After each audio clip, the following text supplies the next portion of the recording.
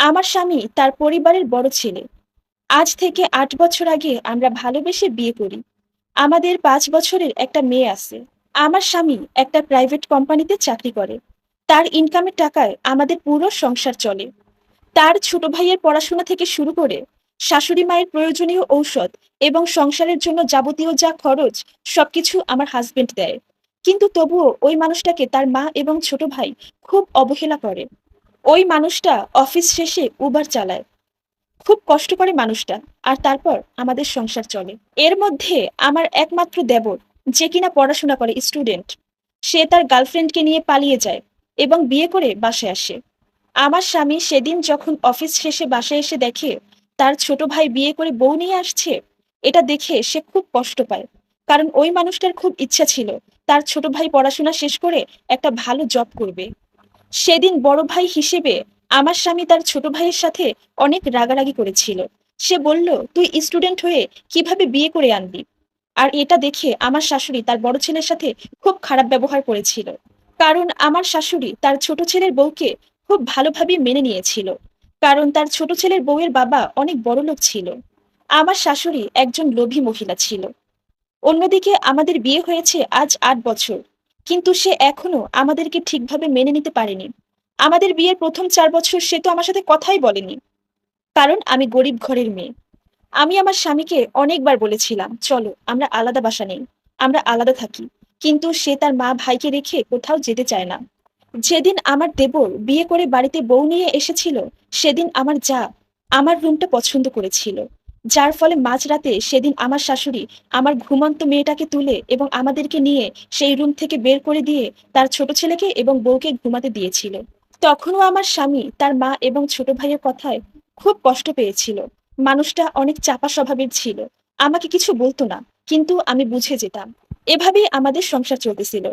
এর কিছুদিন পর আমার জায়ের বাবা আমাদের বাসায় আসে এবং সে এসে জানায় যে যেহেতু ওরা বিয়ে করে ফেলছে, ওরা ভুল করছে, তাই এখন নতুন করে সে আবার তার মেয়েকে এবং আমার দেবরকে বিয়ে দিতে চায়। সে আবার নতুন করে তার মেয়ের বিয়ের প্রোগ্রাম করতে চায়। তখন আমার শাশুড়িও রাজি হয়ে যায়। সে যখন আমাদের বাসায় আসে, তখন সাথে করে অনেক ধরনের ফল মিষ্টি নিয়ে আসে। এমনকি আমার শাশুড়ির জন্য একটা গোল্ডের রিংও নিয়ে আসে। এটা দেখে আমার শাশুড়ি মা প্রচন্ড লোভে পড়ে যায়। সেদিন যখন আমার দেবরের শ্বশুর বাসায় আসে, তখন আমি কিংবা আমার হাজবেন্ড কেউই আমাদের রুম থেকে বের হইনি। যাই হোক, এরপর আমার শাশুড়ি গিয়ে আমাদেরকে ডেকে আনে যে তার ছোট ছেলের শ্বশুর আমাদের সাথে দেখা করতে চায়।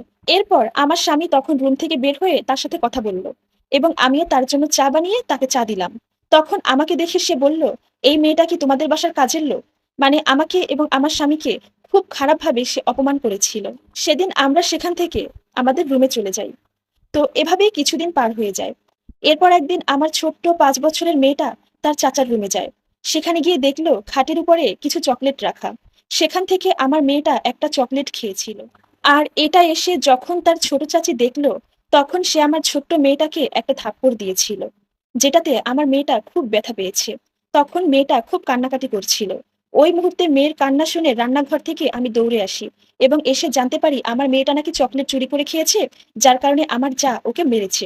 এই কথাটা শুনে তখন আমি প্রচন্ড রেগে যাই এবং আমি আমার ছোট যাকে বলি, ওর চাচারা না একটা চকলেট ছোট্ট মেয়েটা খেয়েছে, এই জন্য তুমি ওর গায়ে হাত তুলবে? তখন আমার ছোট যা বলল, আপনি তো আপনার মেয়েকে ঠিক করে শিক্ষা দিতে পারছেন না। আপনি তো ওর চুরিকে প্রশ্রয় দিচ্ছেন, কিন্তু আমি ওর চুরিকে প্রশ্রয় দিচ্ছি না, যার কারণে আমি ওকে মেরেছি। তখন আমিও আমার জায়ের সাথে অনেক চিৎকার চেঁচামেচি করেছি। এর এক পর্যায়ে শাশুড়ি এসে সব কথা শুনে সেও আমার জায়ের পক্ষ নিল। বলল, আমার মেয়েটা চুরি করেছে, ওকে মারাটা দরকার ছিল।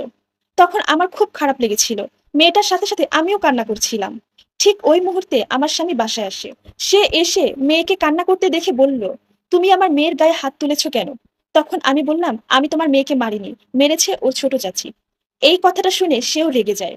আমাকে জিজ্ঞেস করলো কি অন্যায় করেছে আমার মেয়ে। তখন আমি বললাম, তোমার মেয়ে ওর চাচির চকলেট চুরি করে খেয়েছে, যার কারণে ওর চাচি ওকে থাপ্পড় দিয়েছে। এই কথাটা শুনে ওই মানুষটা প্রচন্ড রাগারাগি করে। সে তখন বলল, বাচ্চা মেয়েটা একটা চকলেট খেয়েছে, এর জন্য ওর গায়ে হাত দিতে হবে? আসলে আমার স্বামী সবসময় আমার মুখ বন্ধ রাখার চেষ্টা করে, কিন্তু তার মেয়েকে কেউ মারলে সে খুব রেগে যায়। এটা নিয়ে সেদিন সন্ধ্যায় আমাদের বাসায় অনেক ঝামেলা হয়। এক পর্যায়ে ছোট ভাই তার বড় ভাইয়ের সাথে খুব খারাপ ভাষায় কথা বলে। তখন বড় ভাই রেগে গিয়ে তার ছোট ভাইয়ের গালে একটা থাপ্পড় দেয়। এটা কিছুতেই আমার শাশুড়ি এবং ছোট যা মেনে নিতে পারেনি। ওই মুহূর্তে আমার শাশুড়ি আমাদেরকে বাসা থেকে বের করে দেয়। আমি, আমার হাসব্যান্ড এবং আমার ছোট্ট মেয়েটাকে নিয়ে আমরা অন্য একটা বাসায় উঠি। আমার শাশুড়ি ভেবেছিল তার ছোট ছেলের শ্বশুর তাদের সংসার খরচ দিবে।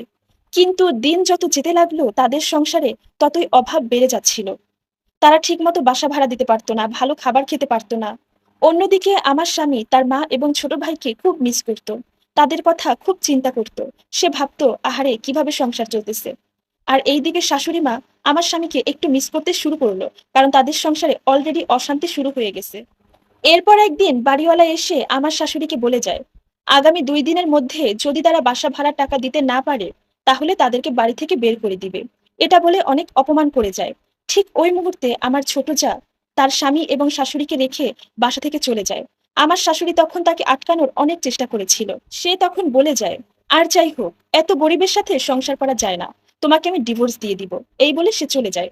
এর পরের দিন আমার শাশুড়ি এবং আমার দেবর তার বউকে আনতে যায়। কিন্তু সেদিন আমার শাশুড়িকে এবং দেবরকে তার শ্বশুর বাসায় ঢুকতে দেয় না, ঘাড় ধাক্কা দিয়ে বের করে দেয়। যাই হোক, এরপর তারা তাদের বাসায় চলে আসে। এদিকে আমার স্বামীর তার মাকে এবং ছোট ভাইকে দেখার খুব ইচ্ছা হয়। এর জন্য সে তাদের বাসার সামনে যায়, কিন্তু বাসায় যায় না। ওই বাসার দারোয়ানকে জিজ্ঞেস করে তার মা এবং ভাই কেমন আছে। তখন দারোয়ান জানায় যে তার মা আর ভাই ভালো নেই। বাড়িওয়ালা বাসা ভাড়ার জন্য তাদেরকে খুব চাপ দিচ্ছে। এর জন্য তারা খুব কষ্টে আছে। তখন আমার স্বামী তাদের বাসা ভাড়া এবং বাজার খরচের জন্য কিছু টাকা ওই দারোয়ানের কাছে দিয়ে আসে। বলল যে তার মাকে যেন দিয়ে দেয়। এরপর দারোয়ান গিয়ে তার মাকে সেই টাকাটা দিল। এতদিনে তারা খুব ভালো করে বুঝে গিয়েছিল যে তারা আমাদের সাথে অন্যায় করেছে। এরপর আমার শাশুড়ি এবং দেবর অনেক কষ্ট করে আমাদের বাসার ঠিকানা ম্যানেজ করে আমাদের বাসায় আসে। এরপর তারা এসে আমাদের কাছে মাফ চায়। শাশুড়ি মা আমার হাত ধরে বলেছিল, মারে, আমাকে মাফ করে দিও। আমি সেদিন শাশুড়ি মাকে জড়িয়ে ধরে কান্না করে দিয়েছিলাম। অন্যদিকে আমার ছোট দেবর আমার স্বামীর পা ধরে অনেক কান্নাকাটি করে। তখন ওই মানুষটাও তার ছোট ভাইকে জড়িয়ে ধরে। এরপর আমরা আবার আমাদের আগের বাসায় ফিরে যাই। এখন আলহামদুলিল্লাহ আমরা খুব ভালো আছি। আসলে অতিরিক্ত লোভের কারণে মানুষের জীবনে পতন ঘটে, তাই লোভ করা যাবে না। আর এই সম্পূর্ণ স্টোরিটা সংগৃহীত, যার সাথে আমার বাস্তব জীবনের কোনো মিল নেই। ধন্যবাদ।